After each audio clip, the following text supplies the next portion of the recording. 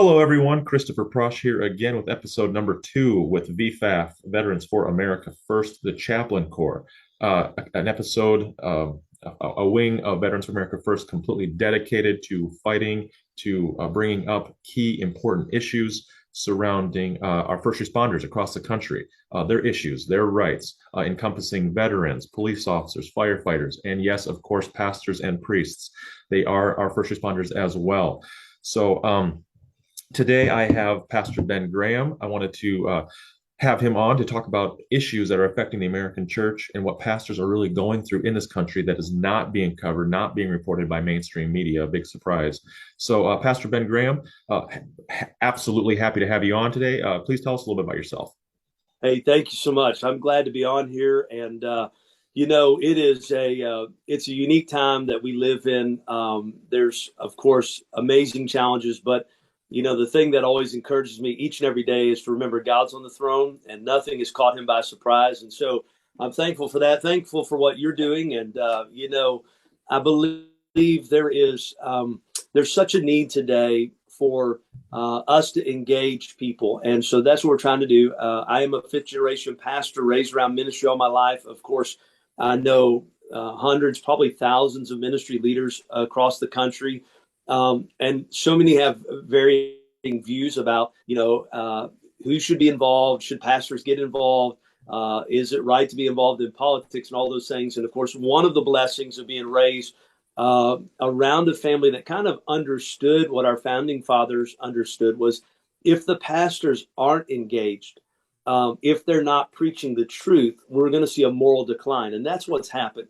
So many pastors have bought into this separation of church and state, which is totally misconstrued, but they've bought into this lie and it's caused them to be silent. And we're seeing the moral majority continue to go down the drain in our country, because nobody's speaking what thus saith the Lord says. So if we don't do that, we're going to continue to see that. But some pastor in Nashville, Tennessee, and then also I'm the president of Graham Family Films. And so we make movies, and we get to make faith-based and family films. And I get to usually be in about 3 or 4 movies a year. And then recently, one of my new projects I took on that was a little daring was I did a reality show called 7 Days to Sunday, which is the life of a pastor.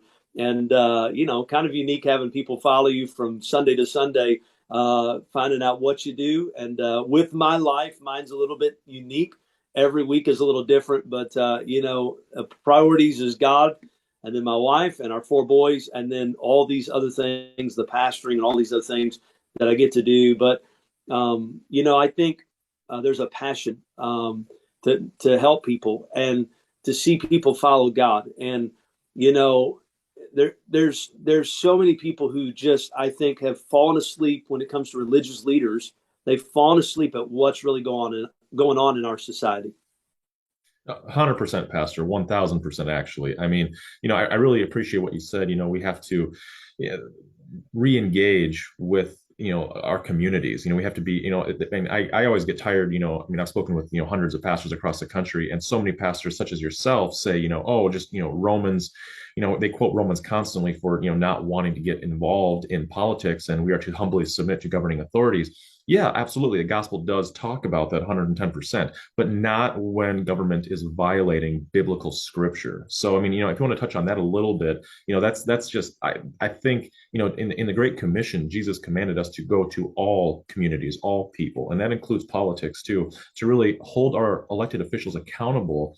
Besides just elections every 2 years, we are to hold our own elected officials in both parties accountable to the laws of Christ. I always say biblical law and then the U.S. Constitution. So touch on that a little bit.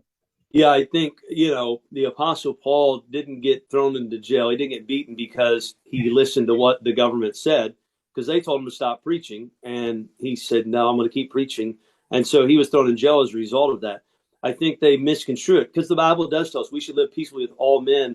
I think that should be a goal that we strive to do. And there are people who, quote unquote, call themselves in the ministry who are agitators. And I don't think God called us to be agitators to stir things up. I do think, though, that we have to always obey God's laws before we obey man's laws. And Exactly. that's what people need to understand is, and the other thing I would challenge pastors who are afraid to get engaged is you know, I've determined in my heart, as I'm sure maybe many preachers have, but I've determined in my heart, if they say it's no longer legal to preach Jesus is the way to get to heaven, I'm still going to preach it. They can throw me in jail if they have to, but I can't, I can't say, well, no, God, I'm sorry, but I lived in a place where they said I couldn't do it, so I quit doing it. That's not going to be an excuse that we can get by with. And so I think it's so important that we understand we live in a place where that's not a problem right now. We have the freedom to be able to do this. So we need to fight to maintain that freedom.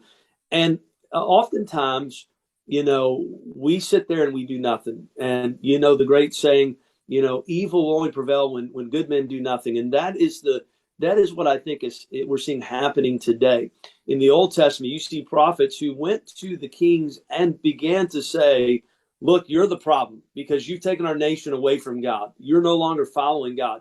And some of them ended up dying. Some of them ended up in jail, but they spoke the truth. And I think we've gotten to a place where we have to speak truth to our leaders. And sometimes people are like, well, Pastor, those are political issues. No, they're actually moral, biblical issues. The Bible deals with every one of these issues when it comes to same-sex marriage, when it comes to, abortion, all these things. The Bible deals with all of that. And so the Bible instructs us as men of God and us as leaders to preach the whole counsel of God. So that means the entire word of God. We have to speak it all. We can't hide it. We can't, deny it. We have to speak it all. So if that's true, then we can't skirt around what we say. Well, these are issues that aren't really popular today. So, we're not gonna touch on that. No, we have to preach it. And I tell people all the time, look, I'm going to preach the truth. Don't get mad at me. God wrote it. God said it. They asked a well-known preacher one time on a national television, is Jesus the only way to get to heaven? If people don't trust him, does that mean they're going to go to hell? And he said, well, I'm not one that can really say. It's not up to me. And I wanted to say, you're right. It's not up to you. God already said it. Exactly. And you don't have to apologize for God. What God said, just say, hey, this is what God said. I have to stick with what he said. And so if you don't like it, don't get mad at me. I didn't say it, and I think we have to be bold in just giving the message of what the Lord said and why humans think that we need to apologize for what God put into motion. God knows what he's doing. Yes. And God set this order, and, as a result of pastors not getting engaged, right? In 2000, in the first Obama election, he had to say he was against gay marriage in order to get elected. By the time the next election rolled around, he had to 100% support it in order to get elected. And we see how the morality of our country has continued to shift. And now we're dealing with this whole transgender junk. And, and in the last 6 months, it's being thrown on commercials. It's being thrown on TV. It's in your face, in your face, in your face. And they know the more they put it out there, the more it softens people. And I would say a lot of that's because of churches. And we're seeing religious organizations, we're seeing political organizations that are supposed to be with us who are shifting what they once said they were against. Exactly. 100%, Pastor. No, and it's so amazing that you touch on that because that is so true. I've run into that so many times. It's not that pastors support what's happening in the culture. They're just so afraid to touch on it because they don't want to lose members. And sad fact of the matter is, and this is exactly what the left wants. They want pastors afraid. They want them to, sugar down their water down their gospel messages, and they don't want to talk about, important issues. And, you touched, the nail on the head there. When I talk to certain pastors and they're saying, oh, I can't talk about abortion. I can't talk about, a genocide. I can't talk about homosexuality. I can't talk about transgender issues. Those are just too political. And I always push back respectfully. And I always say, no, they're not political issues. They are religious issues that were decided over 2,000 years ago. You're just afraid to push back against the culture because you don't want to. And it's our job to respectfully and lovingly hold that line in the sand, and I always reference, we need a Joshua generation, to come back and again, hold people accountable, again, lovingly and respectfully, but just reiterate the realities of the gospel of the Bible, because the Old Testament and the New Testament are equally important to fulfilling God's laws. If we had more Clements of Rome and Polycarps, we wouldn't be in this mess, Pastor. Yeah. Well, I think too, if you go to Hebrews chapter 11, you read the Hall of Faith chapter, you read about all these people in the Bible. These were people that they pushed against the culture. These were people that stood firm on what God said versus, maybe doing what was popular, what was easy. I go to the Old Testament, I think of Daniel. Daniel didn't comply with the government. And as a result of continuing to pray like he always did, he's thrown the den lions. The three Hebrew boys didn't comply with bowing down. As a result, look what happens. Stephen, obviously, is continuing in the New Testament to preach truth. Because sometimes people like to say, well, that's Old Testament, not New Testament. Well, let's go to the New Testament. Stephen, preaching the truth, he ends up getting stoned to death.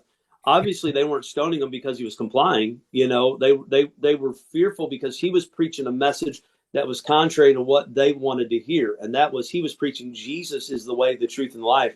And no one can get to the Father but through him. And they didn't like that message. And so this is really nothing new. And there has been throughout these last 2,000 years, there's been generations who have faced greater pressure, in bowing down, cowing down to this. The thing that makes the America Project so great, what makes this nation so great is that we left a place where we were being oppressed. They had religion, but they only had one religion. And it was like, you're going to conform to this religion. You can't think outside of this. We're going to tell you what you believe.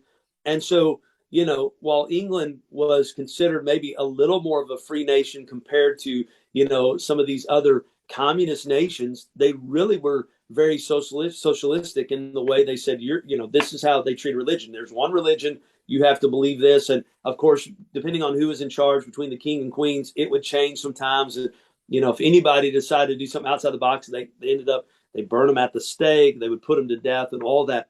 The reason that these people went to the death chamber, so to speak, the reason they gave their life is because they believed following God was way more important than complying to government. Yep. And so we read about that through history. Our founding fathers, the Pilgrims, all of them, the Pilgrims took 10 years to prepare to move here. They come to this nation seeking religious freedom. They come here. We're founded as a nation that is based on biblical principles. And we find many of the Declaration of Independence signers, many of them were preachers, and there was pastors that get involved. And there was a lot of people who looked to God, looked to the Bible to form us as a nation. So we see all these things happening, and then look at where we're at today. Now everybody's saying, you know what? It's not God, it's government. And there is a push for government to be God of this nation. Exactly. And so for those that stand against it, and we're hearing stories of pastors that they're trying to agitate, they're trying to intimidate, they want to discourage them.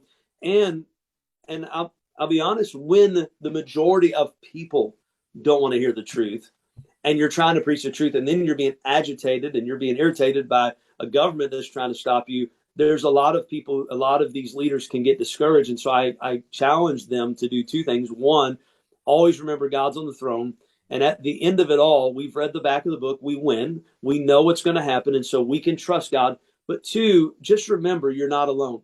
You may feel like you're all alone, but I promise you, somebody said one time, if God doesn't judge America, he's going to have to apologize to Sodom and Gomorrah. Well, the reality is God don't have to apologize to anybody. God knows what he's doing. The second thing, though, is God would not have destroyed that nation had there been 10 righteous. And I believe there's still many righteous people living in our nation that are praying for our nation. They're asking God to help us see a revival and turn it around. And so I think there's still hope. And so for that person that maybe is feeling like you're on an island all alone, I promise you're not. There's other people right there with you praying. They're asking God for the same things you're asking. And we can't quit. We can't give in. We can't compromise because there's too much at stake for us to give up. 100%. No, that's 1,000%. And people always, they always love to quote Sodom and Gomorrah as that only example in the Bible, and that was not the only example. I mean, Pastor, what happened to the Benjaminites? They were massacred because they disobeyed egregiously God's laws. And so people, they always like to kind of nitpick the Bible without understanding and reading it in its entirety.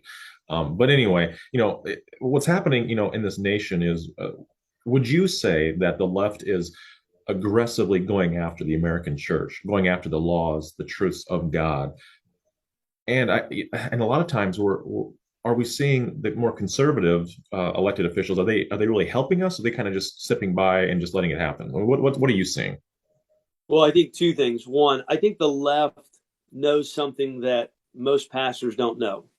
In the early 1800s, there was a secular newspaper in Boston that wrote this article basically blasting the fact that people look to the church to get the news of the day more than they did the paper, because they felt like they got better truth from the pastors. And pastors actually would deliver the news of what was going on in that day. They would preach a sermon, but they would share what was going on. They were giving them up-to-date stuff. I think the left realizes if the church ever wakes up, they could be a dangerous obstacle for the government to face. And I think they recognize that. So they're doing all they can to keep the church silent. Unfortunately, most churches have bought into it, and they are going right along with it. I think as far as when it comes to legislators, we've seen it where somebody is a good conservative person and they're like, "Hey, look, I'm going to go to DC and I'm going to stand for these principles and blah blah blah." And they get there and then all of a sudden it's like they disappear. They go a different direction. And I was talking to some people the other day who work at some of the state capitals, and they'll tell you the legislators that are there, 95% of the people that come and speak to them, come and holler at them, come and protest, all those things, are people who are way to the left. Very rarely do they hear from any conservative Christian patriots. They very rarely. And I think a lot of that's because the average person, the majority of people still think, why would they let a boy, even though he's wanting to dress up like a girl, why would they let him in the girls' bathroom? Like it's so incomprehensible for us. We think those legislators will take care of it. Well, they're up there and they mean well and they're trying to do well, but they're constantly getting pressure. And I think some of them start thinking, man, I think most people, this is what they want, because they're not hearing from the majority of people who don't think that's okay. And I think that's something we've got to wake up. We've got to do better at. We've got to stand by these legislators who are willing to make the right choices. We got to do that. 40, 50 years ago, growing up in a Christian home or maybe in a Christian school or maybe at a youth group church, they would encourage, a lot of churches would tell young people, don't go into politics. There's no place for Christians. Well, we're reaping the results of the fact that we don't have a lot of Christians there. Yep. And unfortunately for our party, most of the people that are in office are 100 years old. They've been there for 40 years and they're not very appealing.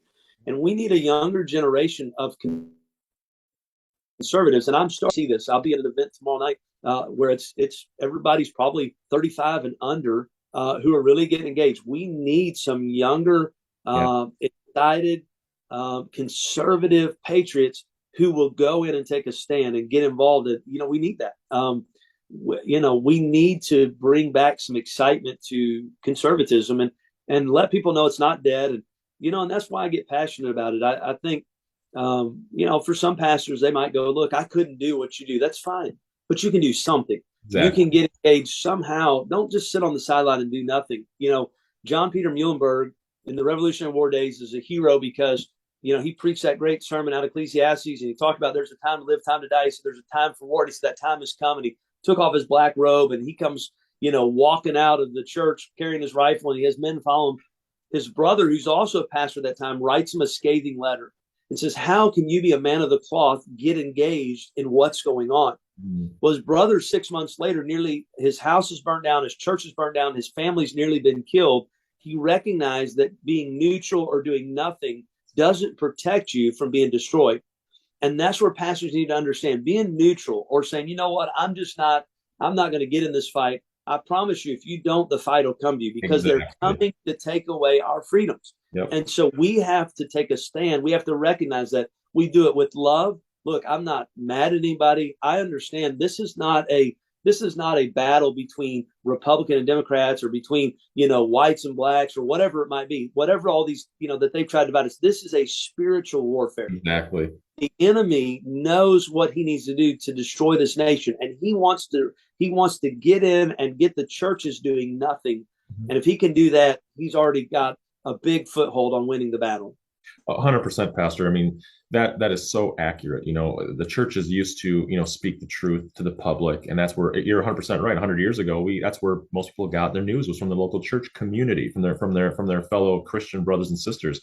And more importantly, you go back to the 1950s, most of the hospitals were church owned and operated. Most of the schools were church owned and operated. And then the left comes in, they outlaw biblical teaching in public schools. And then Lyndon Johnson, one of the worst presidents we've ever had, he disgustingly passes that law when he was when he was a senator from Texas, basically forcing churches to become 501c3 statuses for tax exemption when the churches were already tax exempt in the first place. So it's just their lies just know no bounds, and the church has to get back to a place where they, again, respectfully and lovingly hold that line in the sand.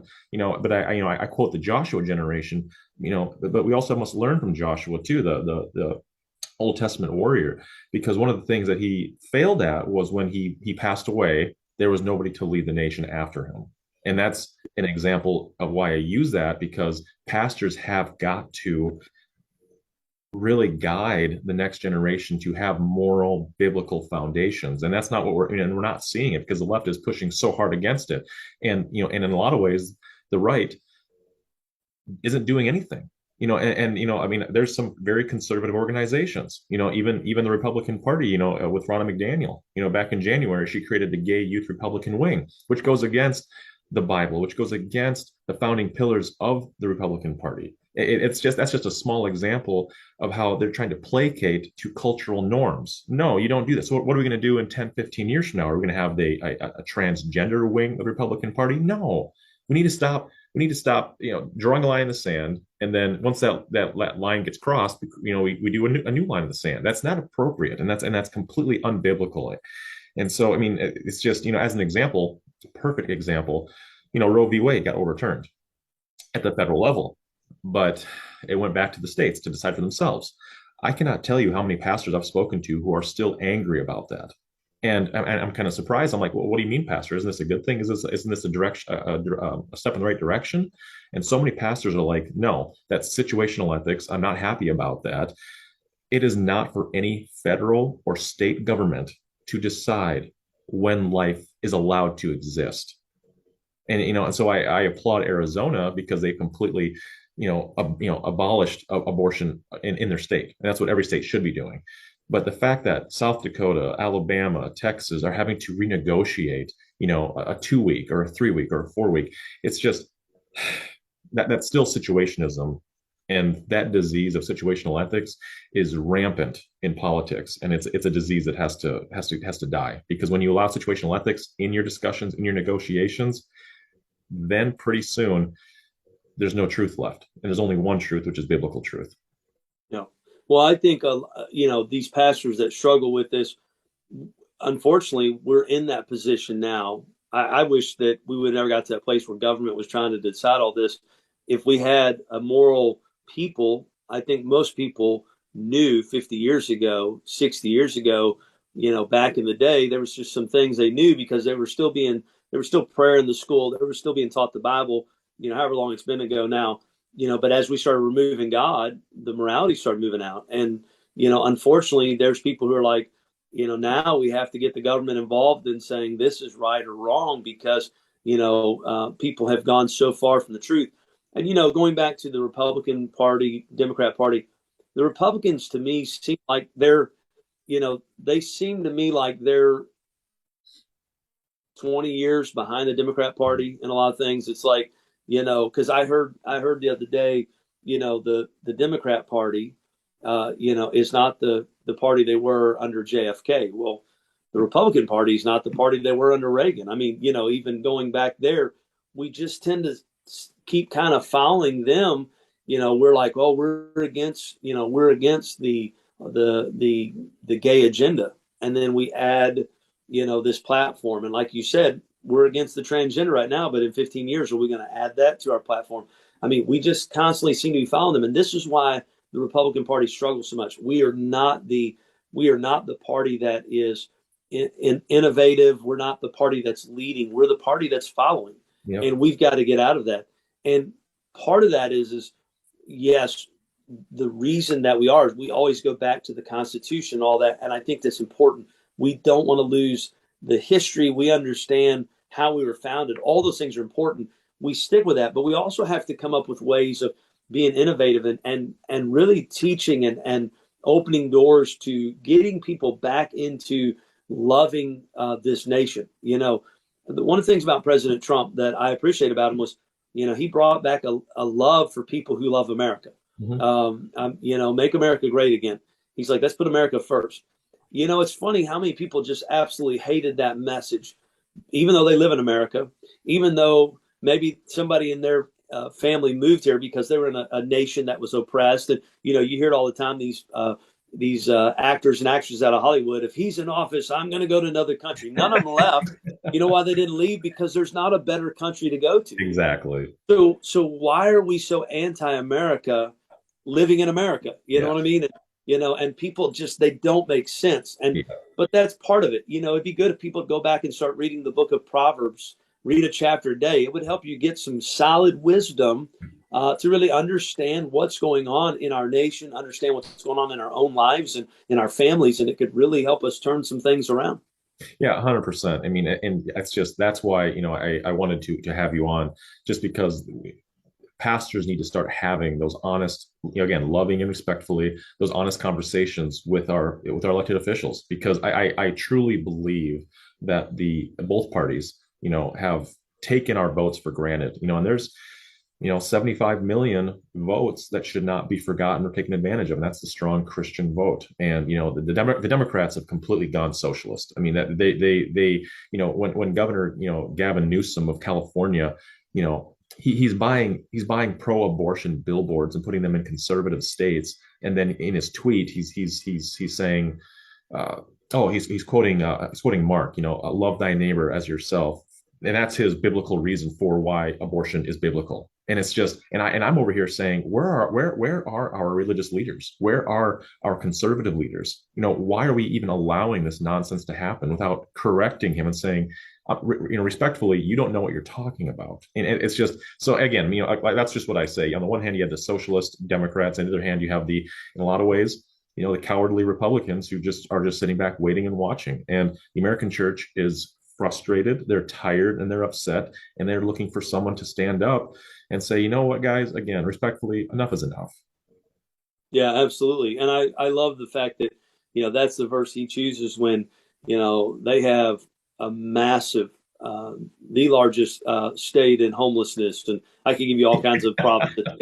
Like, maybe you should quit spending the state's money outside of the state and keep it to yourself and fix some of the problems you have, because they have major problems. I love that they're banning, vehicles that run on gas, and yet, they want everybody to be electric, but then they're having problems with their electricity. And like, hey, electricity, can somebody with some common sense actually come into California and run it? I don't know. That's why, though, there's such a mad exodus out of these blue states. Yep. They're moving to a lot of places. Like Nashville is just booming with people from California, Chicago, New York. What I keep telling everybody I meet that gets here is, please don't bring your politics here, because obviously it didn't work, and that's the same thing. Like, these people that have come from other countries to America, there used to be a time where when you came here, you learned to be a patriot and love your country. And there's nothing wrong with being proud of the country you lived in, but obviously their politics didn't work. That's why you left there. There was oppression there. You couldn't just go get a job and make money and maybe become wealthy, whatever. The American dream that they talk about, it wasn't there. And so, we need to get back to loving our country. And I'm going to get to be a part of two different 50-state tours. Starting, one's already started this year, one's starting at the beginning of next year. And, people can go to pastorbengraham.com and they can check out our schedule. And, we're going to try to go around this country and really encourage. I want to bring back patriotism. Most importantly, I want to see a revival. I want to see God just move in a way that I think most people are counting this out. But, when Jesus was on the cross and he cried, "It is finished," the devil thought he won there. All the people that sought to destroy Jesus thought it was over. And the Bible tells us 3 days later, he rose from the dead and conquered death, hell, and the grave. And you know what? Right now, there's a lot of people counting the church out, a lot of people counting Christians out, a lot of people counting conservatism out. But I'm just praying for a resurrection of God doing something. And, until he calls me home or calls us out of here, you know what? I'm going to keep believing that God is able, because the Bible says with him, all things are possible. 100%. That's 100%. And that's just where we need to, again, be active and engage. and really, come together as a community. Pastors and like-minded individuals need to come together and just, again, be that shining city on a hill in every community and just say, look, I understand you're frustrated. I understand there's a lot going on. The government is completely against us. We get it. That's how we feel. But remember, Jesus said it is finished, and Jesus will come back, and it's going to be amazing. It's going to be glorious. And like I said, I mean, I'm a patriot. I love America wholeheartedly, but as a Christian, we have to remember that, we can love our nation, we can love our country, but we are ambassadors of Christ, and our true home is in heaven. So, like I said, Pastor Ben, I really, really appreciate you being on here today. I always love getting, your insights and your knowledge. You're such a wonderful man, and you're committed to this cause. The Chaplain Corps is a newer wing of Veterans for America First, but it's again, we're committed to bringing real Christian issues, real Christian rights to the forefront, because again, it feels more and more to American voters, primarily Christian American voters, that we're forgotten about, that we're taken advantage of, and it's just that has to stop. And it starts with people like you, Ben. Pastor Ben. So I really, really appreciate it. So please, before I let you go, tell us how people can get connected with you. Yeah, and thank you, Chris, for having me on, and thank you for what you're doing. I greatly appreciate the work you're doing. You can go to pastorbengraham.com, and it'll tell you all about not only our ministry, but then it'll lead you to Graham Family Films and all that stuff. And we're excited. We got a brand new movie coming out this month called Pardoned by Grace, true story, and I think it'll inspire people. But thank you again for having me on and just for what you do, and I'm looking forward to continuing to work together. Absolutely. All right. For everyone with Veterans for America First Chaplain Corps, this is Christopher Prosch, the director of the Chaplain Corps, signing off for our second episode. Stay tuned. We will have more next week. Thank you. Have a great day.